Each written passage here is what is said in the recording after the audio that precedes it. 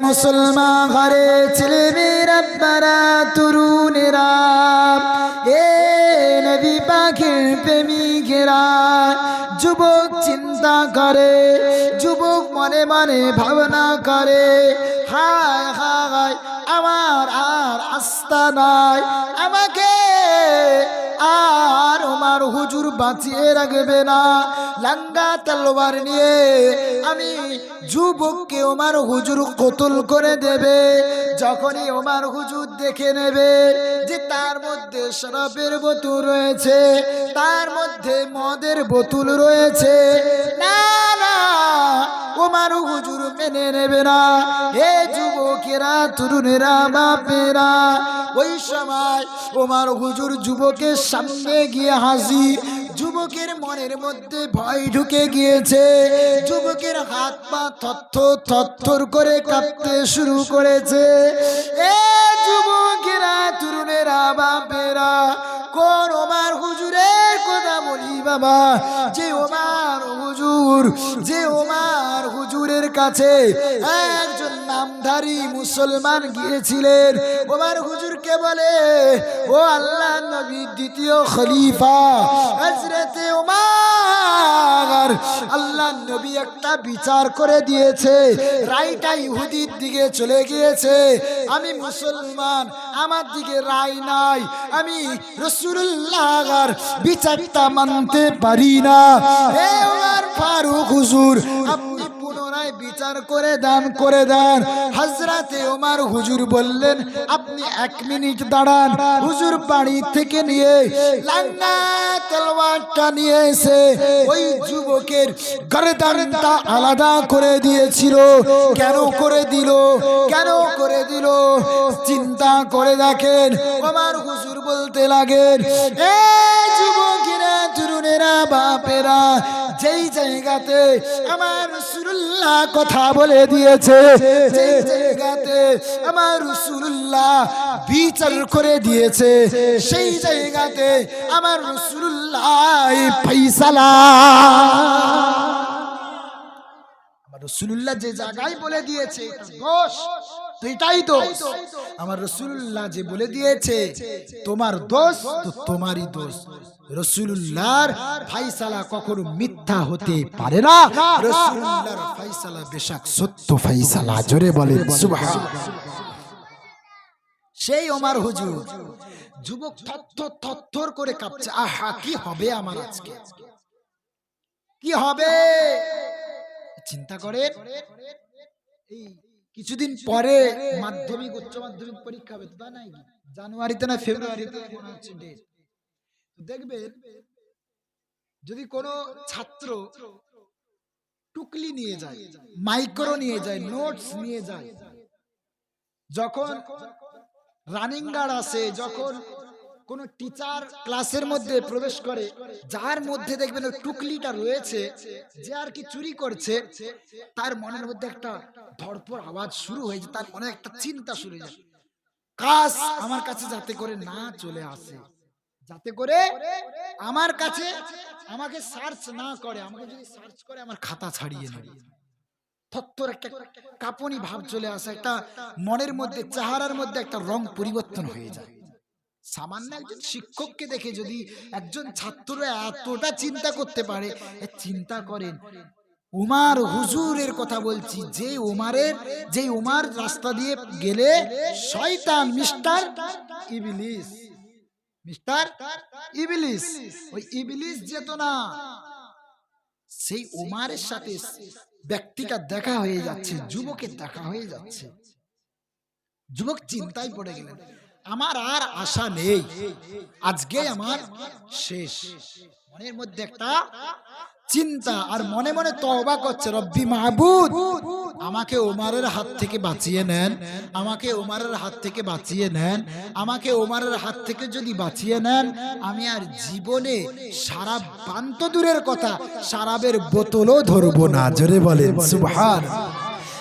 এ নওজোয়ানেরা, তরুণেরা, বাপেরা, এ নবী পাকের প্রেমিকেরা, এই সীতাপুর গ্রামে নওজোয়ানেরা, যুবকের মনের মধ্যে একটা কল্পনা শুরু হয়ে যায়, একটা চিন্তা শুরু হয়ে যায়। ওমর হুজুর জিজ্ঞাসা করে, হে যুবক, তোমার চাদরের মধ্যে কি রয়েছে? চাদরে ঢাকা দিয়ে কি রেখেছো? এ যুবকেরা, তরুণেরা, বাপেরা, যুবকের অজান্তে জবান থেকে বেরিয়ে গিয়েছে, আমার চাদরের মধ্যে, আমার পেয়ালার মধ্যে দুধ রেখেছি, দুধ নিয়ে যাচ্ছি।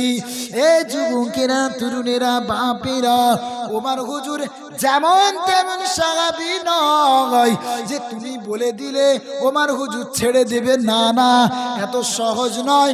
ওমর হুজুর দেখতে চাই। তাই তো তুমি বলে দিলে মুখের কথা, তোমার তোয়ালির মধ্যে, চাদরের মধ্যে দুধ ঢাকা রয়ে গিয়েছে, দুধ নিয়ে যাচ্ছ, আর ওমর হুজুর ওটা শুনেই ছেড়ে দিবে। ওই রকম ওমর নয়। ওমর সার্চ করবে, ওমর দেখবে সত্যি আদৌ কি দুধ। আমি ওমরকে, ওমর হুজুর বলেন, আমি যদি আজকে না দেখি, কিয়ামতে আল্লাহর কাছে আমাকে দাঁড়াতে হবে। কি দেখাবো মুখ? আল্লাহর কাছে আমাকে দাঁড়াতে হবে। তো ওমর হুজুর যখন যুবককে বলে, যুবক তুমি চাদরটা সরাও, পেয়ালাটা দেখাও, আদৌ কি দুধ আছে না অন্য কিছু আছে আমাকে দেখাও। তাতে তো সারা ভর্তি করা রয়েছে, দুধ তো নেই। যুবকের মনের মধ্যে ক্ষোভ ঢুকে গিয়েছে, ভয় ঢুকে গিয়েছে, আতঙ্ক ঢুকে গিয়েছে, থরথর থরথর করে কাঁপছে, ঘাম ঘাম শুরু হয়ে গিয়েছে, চোখের দিকে টপ টপ টপ টপ পানি পড়ছে।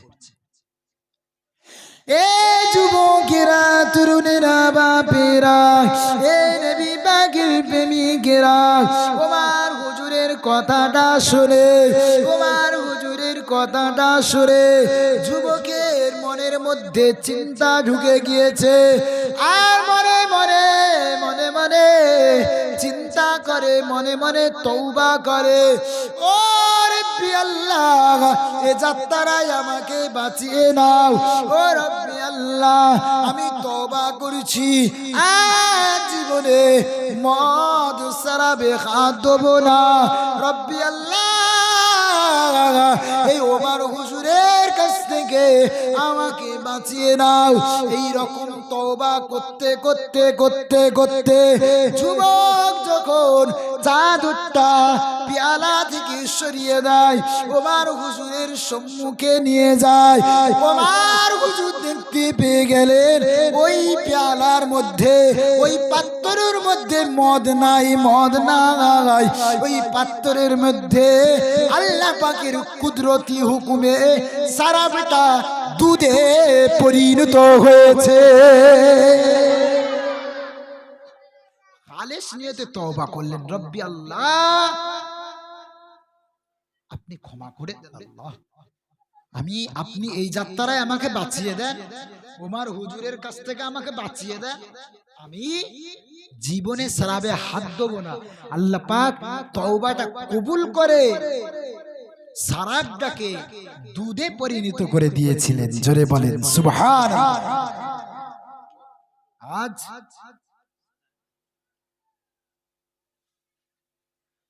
তাহলে আজ দেখেন, ওই ওমর হুজুরের উত্তরসূরি আমরা কেন আমরা মার খাচ্ছি? আমাদের তো কথা ছিল না মার খাওয়ার, খাচ্ছি কেন? কিছু মুনাফিক ঢুকে গিয়েছে।